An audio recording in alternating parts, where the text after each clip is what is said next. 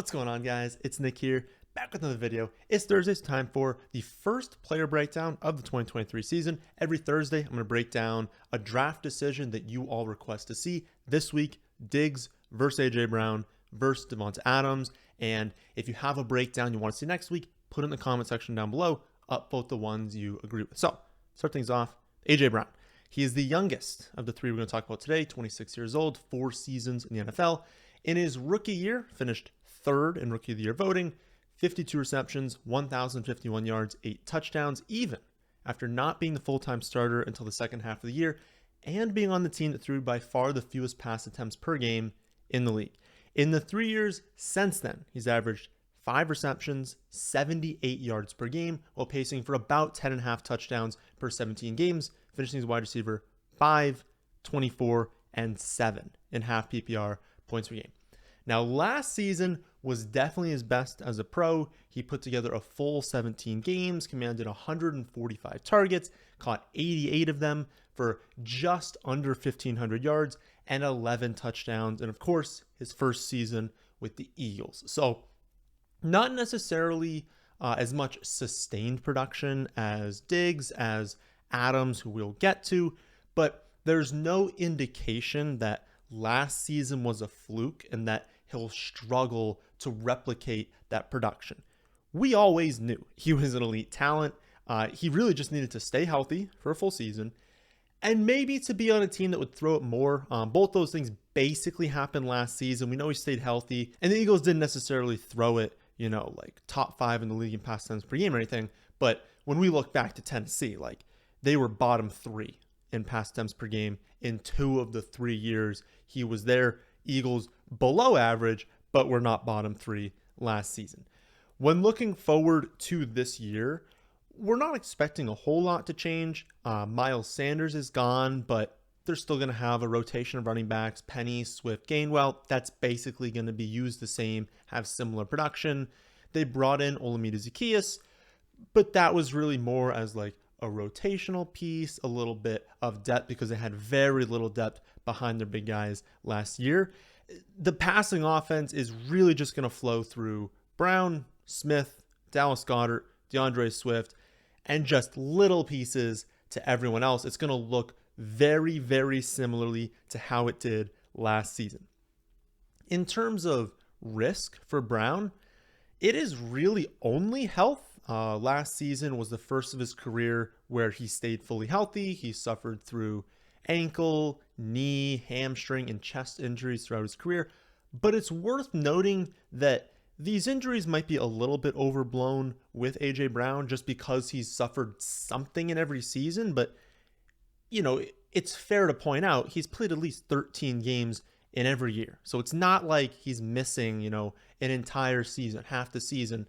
13 games, if you got that from AJ Brown, you're a little sad that he missed about a month of the season, but that's not the end of the world. And if that's been the worst case scenario throughout his career, that's not too bad. Even elevating his injury risk, my model has him as the 14th safest wide receiver in fantasy. So overall, I'm not concerned. He's not a risky player, and no one in this video is a risky player. Spoiler alert, they're all really good picks in the late first to early second round. Again, I don't think any of them are risky.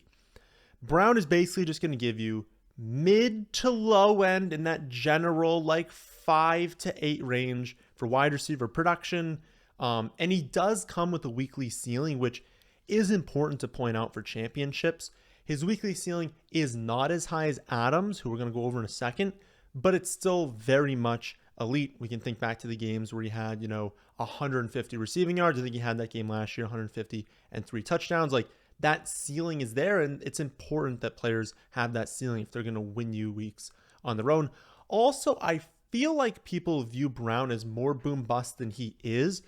Sure, he has a low floor, but every wide receiver has a floor of 0, and he actually doesn't really have a lower floor than Diggs and Adams. If we look at single-digit fantasy point performances last season, Adams had single-digit fantasy points in 6 of 17 weeks.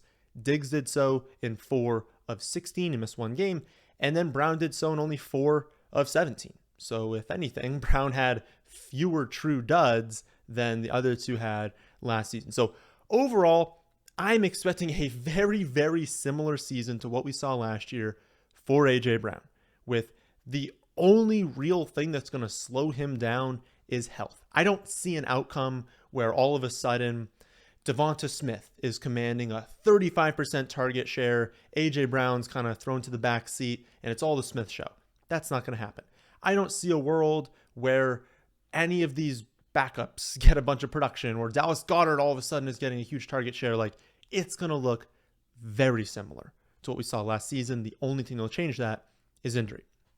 All told, the final projection for A.J. Brown, 87 receptions, 1,414 yards, 8.7 touchdowns, comes out to 236.4 half PPR points. A very slight pullback from what he saw last season, but I think that does make sense. Like, last season was the best season of his career, right? And so projecting someone to have an even better season might be a little bit difficult, but then also the Eagles overperformed. Like, you could say and I don't want to say they were like, way better than expected, but they obviously had a very good season. And so if he had a career year in a season where the Eagles had a really good outcome, if either one of those come back, he's slightly less efficient, they're slightly worse offense, I think that's more likely to happen than he has an even more efficient season and the Eagles are even better on offense. So I think a slight pullback makes sense, but he has a slight pullback. His numbers are very similar in my projection to what he did last year, because I think the offense will be very similar. Next up, we've got Davante Adams. And I wanted to bring him up because I wanted to talk about that last point we talked about with A.J. Brown, which was the floor and the ceiling. Because while it is true that Adams had a very low floor last season, he had a lot of duds, the ceiling more than made up for it. He displayed a higher ceiling than any wide receiver last season. He had over 120 yards and multiple touchdowns in 5 games, scoring over 25 half PPR points 6 times. A.J. Brown has only done that, so over 120 yards and 2 scores, twice in his 68-game career, and Diggs has done so 5 times, but across his 131-game career. So Adams doing that in a 17-game season is absurd. And you can even add in other huge games on top of that. He had 10 for 141 in a score. He had 9 for 126 in a score. So add those to the 5 monster performances from before. That is a league-winning ceiling, and it's worth maybe 1 to 2 extra dud games. Like, maybe. We don't even really know because duds are so difficult to predict. Players can be up and down for a number of different reasons. I really just, like, if you're actually going to look at it and say, oh, he had more duds, it's like, yeah, but he made up for it with these insane spikes. Now, the big risk with Adams is quarterback play, right? And the big decision when you're doing his projection comes down to, well, what do you do with the catch rate? What do you do with yards per reception? With these other 2 players, their situations are going to be so similar this season that their projections are basically going to mirror what they've done over the last 2 years and more what they did last season when talking about A.J. Brown, because the situation changed last year from Tennessee, whereas we have Diggs, he's been on Buffalo for 3 years now. It's going to mirror kind of what he's done in those 3 years.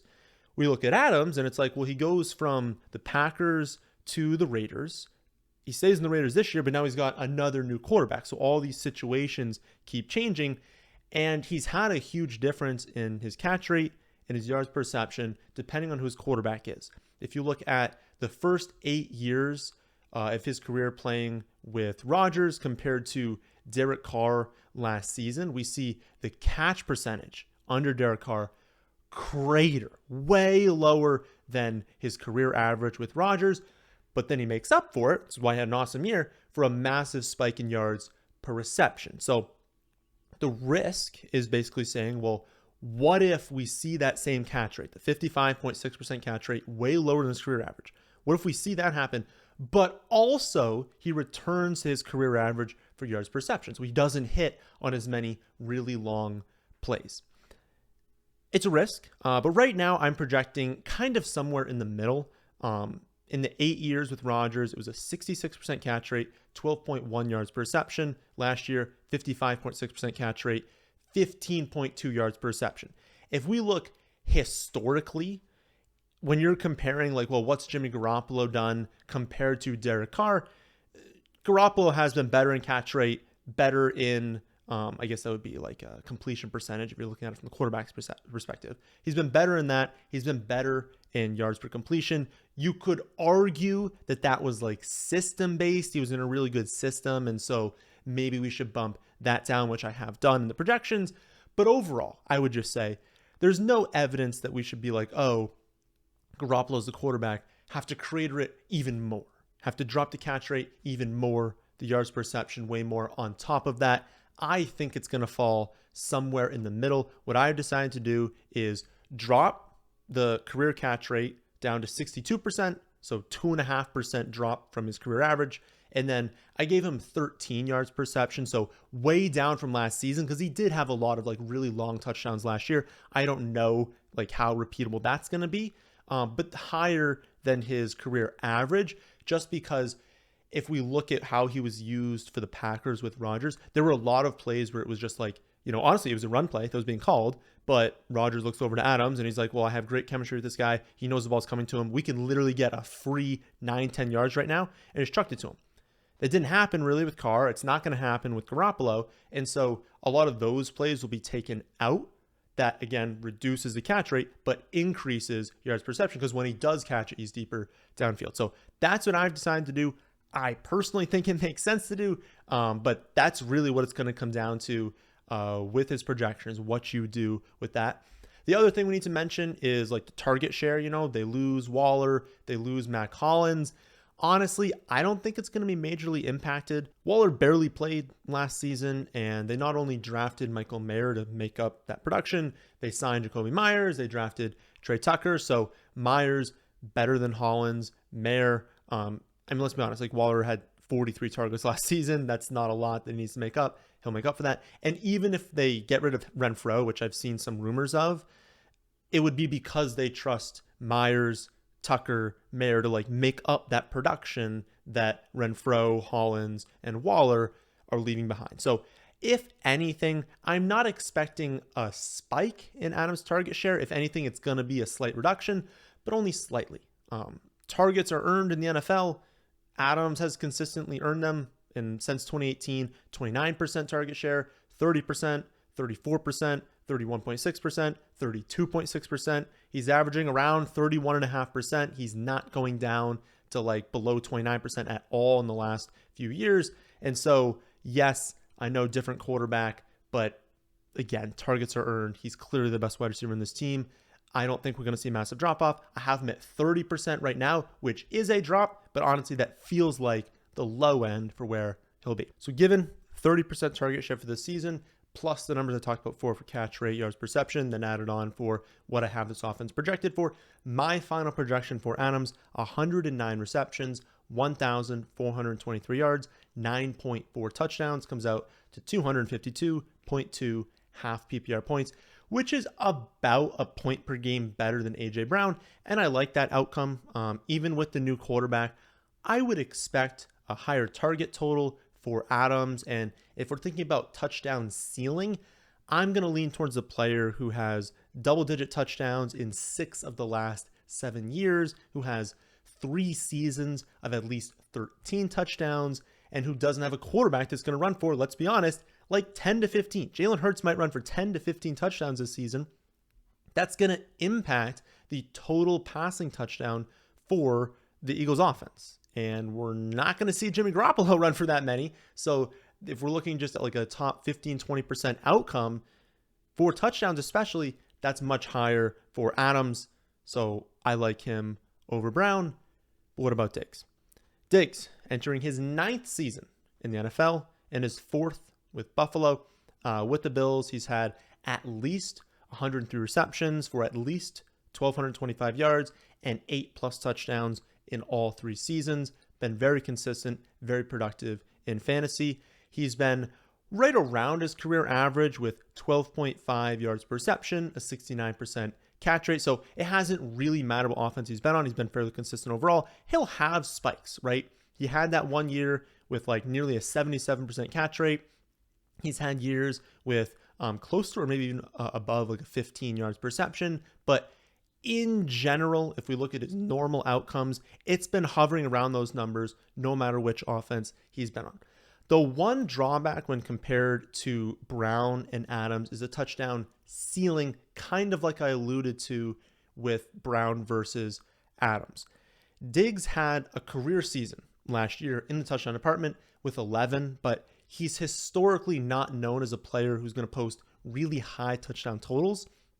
He can definitely finish in that 9 to 11 touchdown range. And as we'll get into a second, his average outcome in the projection is the highest among these three. I mean, it's basically the same as Adams, but the point being, on average, he's very likely to be in that 9 to 11 range, like extraordinarily likely.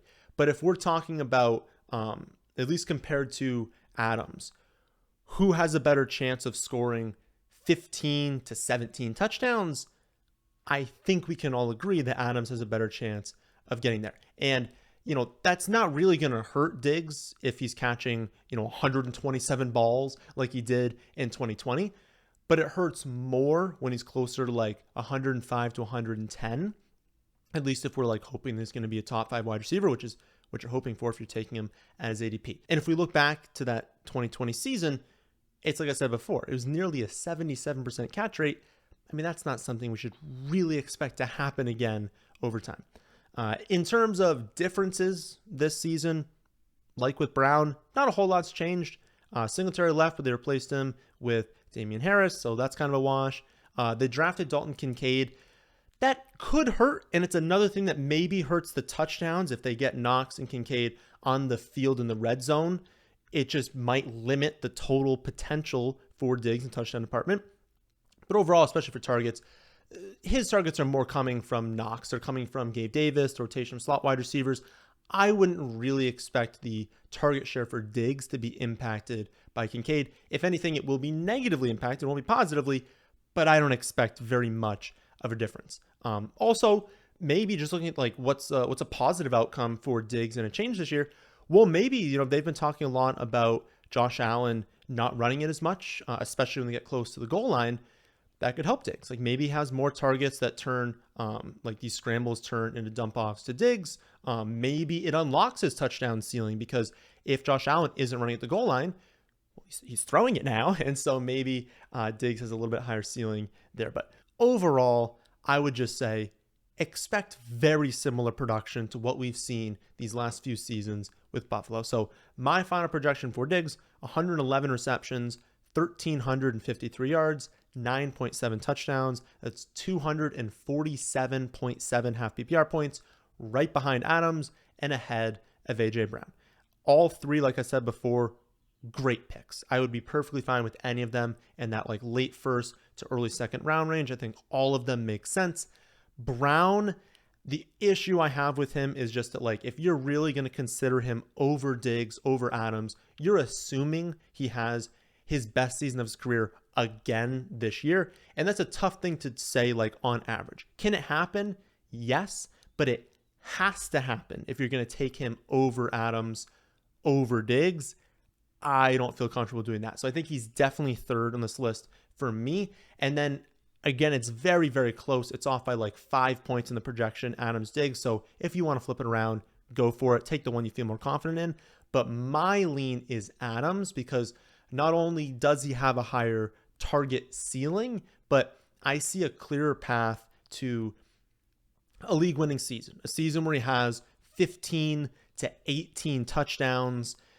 I just see a better path to that for Adams than I do with Diggs. So if you have a breakdown that you want to see me do next Thursday, put it in the comment section below. Upvote the ones you agree with and you want to see. And if you want to see my full detailed projections for every single player, you can check that out at my website, thefantasyfootballadvice.com. I'll be back tomorrow to go over rookie wide receiver rankings, Saturday to go over players rising the most in ADP recently, and then Monday for another episode of Mock Draft Monday. That, my friends, is the end of this one. Hope you all did enjoy. If you did, how about hitting the like button? How about subscribing to the channel if you're new here? Thanks for watching.